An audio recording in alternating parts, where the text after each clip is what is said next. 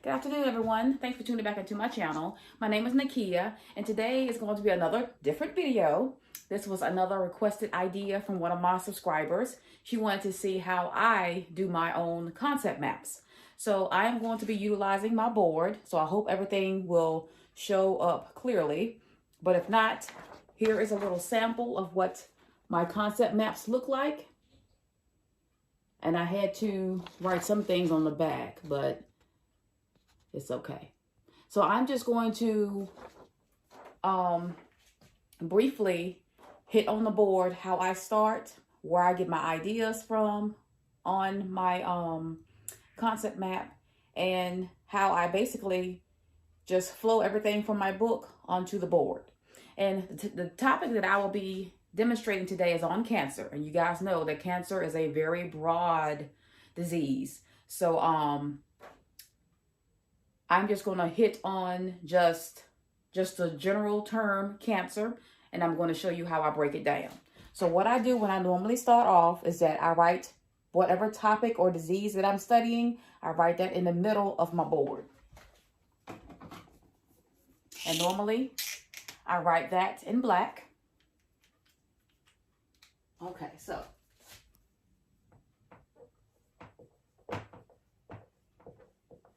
all right, cancer goes in the middle. And I apologize if it's not neat, but we're going to keep on going.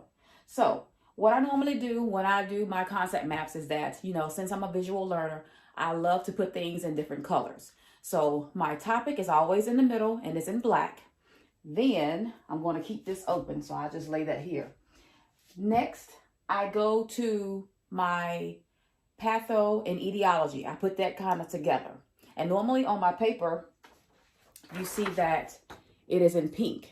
So I don't have a pink expo marker. So I'm just going to put it in maybe blue. So I will start off and I will dim this light. Okay. So patho and etiology will go to my bottom right.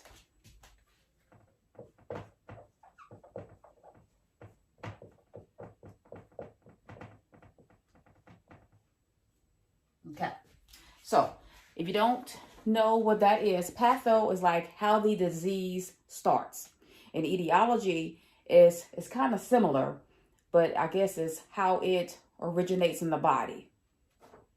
Okay, so basically what I just wrote down from my book, and you guys know the book that I use is the nursing book, and I think a lot of community colleges are using these books. It's 2 volumes, and then you have a skills book. But this is the book that it comes from, but it's actually in volume 1 because it's in chapter 2. So, briefly under the patho/etiology, but right now we're just talking about the pathophysiology, and it begins with a neoplasm, or another word is a tumor. But I'm going to put a neoplasm.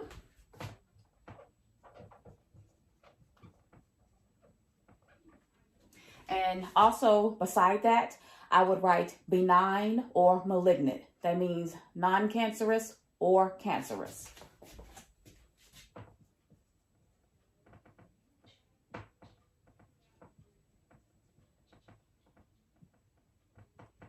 Okay. Then after that, you can go into detail and put some more information about benign neoplasms and malignant neoplasms, but I didn't. So what I did, I just wrote similarities, I wrote differences, and I wrote characteristics. That way you can make your own notes about those various things. So similarities, differences, and then the characteristics. Okay? Then I had to go on my back and write etiology. So etiology, I put how the cancers first started, or how did it originate. So Under etiology, I put theories of carcinogens, or how the cancers began. So you have theories of carcinogens, or cancer-causing agents. That's what that word means. And there are three different kinds, or three different ways that carcinogens can begin. And that's through cellular mutation, oncogenes, and tumor suppressor genes. So I don't have any more room to go down here, but under the theories, you can put like A, B, and C, and you can list those three theories of carcinogens. Okay. Then in the middle is where my risk factors and prevention will go.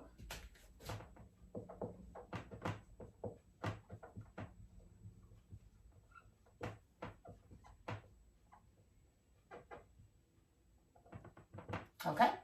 Now guys, you can do this any way that you want to, but this is the way I do it. And typically on my page, my risk factors and prevention is in purple. So when you're doing a test, you will know, well, hey, the test is asking me what are some risk factors of cancer. And so I know that I wrote that in purple. So sometimes that can come back to your memory and you'll be able to answer that question correctly. All right, so risk factors. You know you have non-modifiable and you have modifiable, which means things you can change and things you can't. So the things that you can't change, which are non-modifiable, are age, gender, heredity, and poverty. Those are things that are just stuck with us in a sense, especially age, gender, and heredity.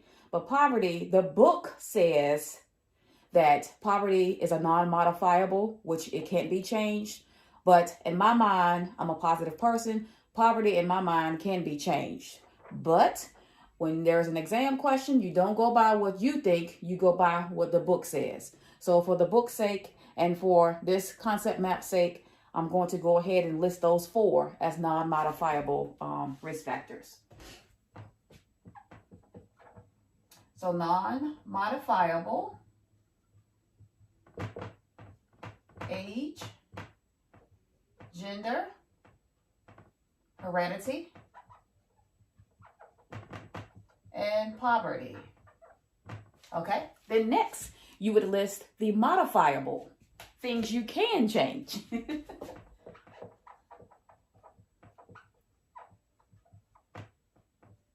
Which is your diet, exercise,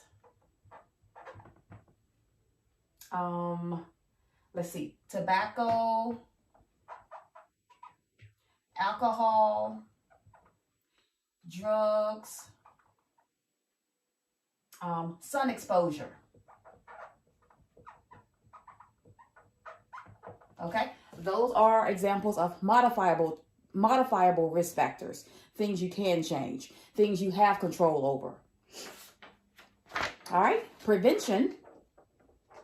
Okay, and I'm going to go up here, but normally it's all together. So prevention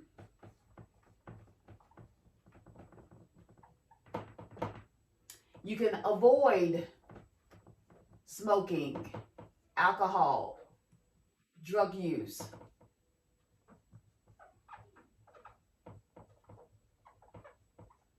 You can eat a balanced diet.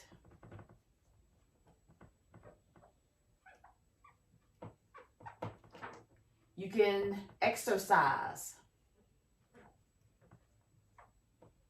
You can reduce your risk of infection.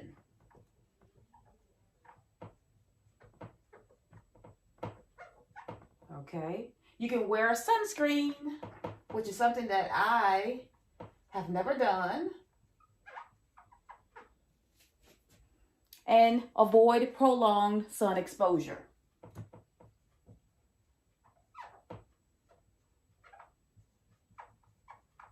Okay. All right. So you see how everything is flowing together? And this is much faster than me just typing out my study guide or writing things down, which sometimes I do still write things down because that muscle memory will help me to remember things on an exam. But this right here is just, it's like a big picture. Okay. So now I will show you the next section, which is the clinical manifestations, or the same thing as saying side effects. Okay, so I am going to erase this.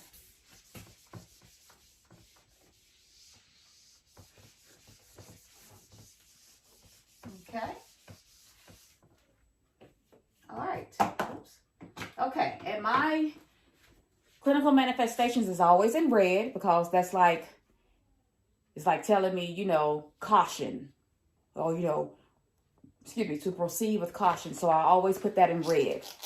So when you're dealing with cancer, I did read in the book that, you know, there aren't really prone side effects from cancer because everybody's cancer is different. You know, people have cancer in different areas. So basically the clinical manifestations, it can vary depending on the type and location of the cancer. All right. But you will have disruption of function or obstruction. So for clinical manifestations,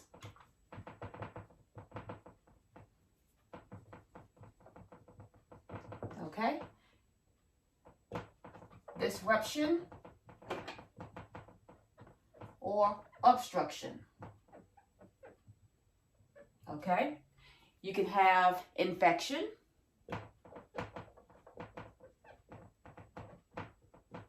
You can have hemorrhage.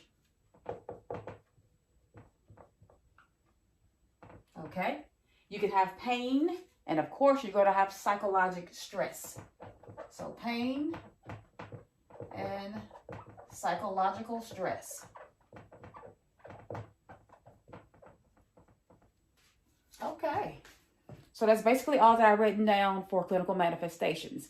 Then my next topic will be any kind of diagnostic tests that can help rule out or diagnose your problem, and the treatments. Okay, so I will put that in blue. Okay, and so normally my tests and treatments will go in the middle. So tests and treatments, I'm just going to put TX. All right, so you know you have x-rays. You know you have CT scans. I hope everything is showing up. Okay, you have MRI. Okay, you can do a biopsy. Okay, and that's kind of like a broad range of all of the diagnostic tests that they will run on you for cancer. And it could be some more. I just wrote down a few.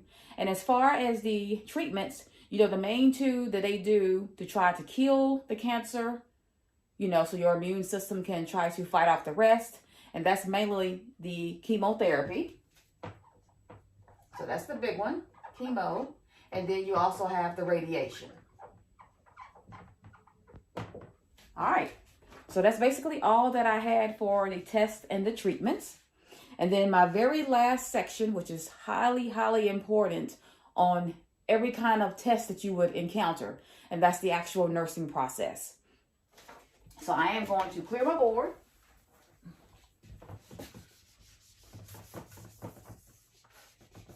Okay.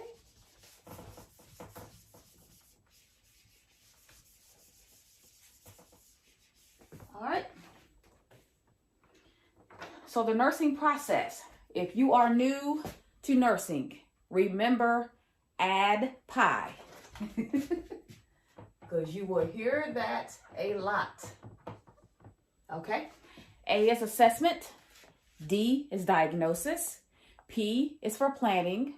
I is implementation. And E is evaluation. Those 5 letters, if you remember that, remember what it stands for, you will get those questions correct on an exam. But for right now, we're talking about cancer. So assessment, you're going to focus the assessment on the organ system that's involved. So that's basically what you're going to do for the assessment. And I'm just going to write what it is, assessment. Okay. Diagnosis, which you know as an LPN, you know, we don't generally do a lot with this section. we can just help assist in that area. Because mainly diagnosis, especially a nursing diagnosis, will come from the RN. A medical diagnosis will come from the physician. So we are there just to help assist with that area. But I will go ahead and write diagnosis. Okay. P, like I said, is for planning. And in that section, you're going to support the whole individual and help manage problems such as the pain, the poor nutrition, dehydration, fatigue, family coping, side effects, and etc. So basically, we're just helping with the patient. Okay, I, implementation. You're going to prevent infection, prevent injury. So implementation.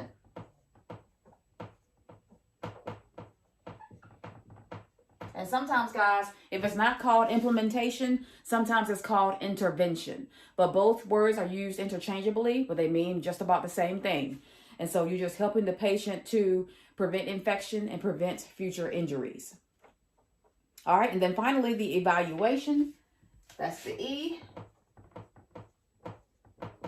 And that's generally where you are going to, basically, when the patient comes back in for like a follow-up visit, and with cancer, they're going to have a lot of them, you're just evaluating the patient, how she's doing, how she's taking her medicine correctly,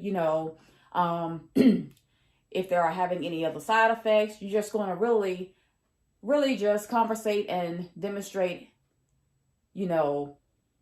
positive ways that they can eliminate some pain, or maybe suggest a different way that they can take their medicine. But basically, you're just there for the patient and just to help follow up and see how that patient is doing throughout. Maybe if they have already started chemo or radiation, how they're basically doing.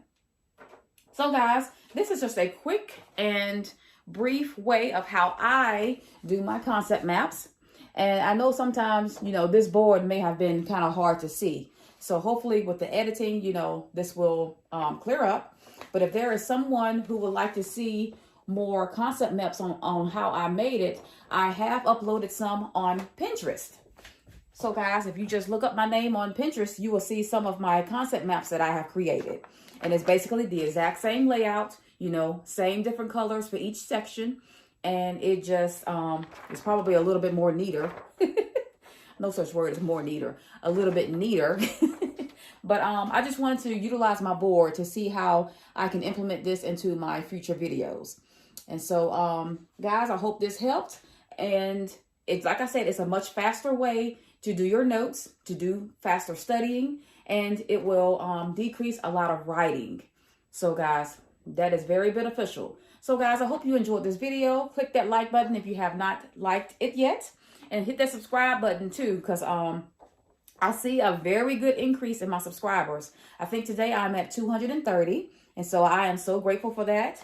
And make sure your notification bell is turned on, because you will be the first one to get notified when I upload future videos. So guys, until my next video, stay blessed and be safe. Bye-bye.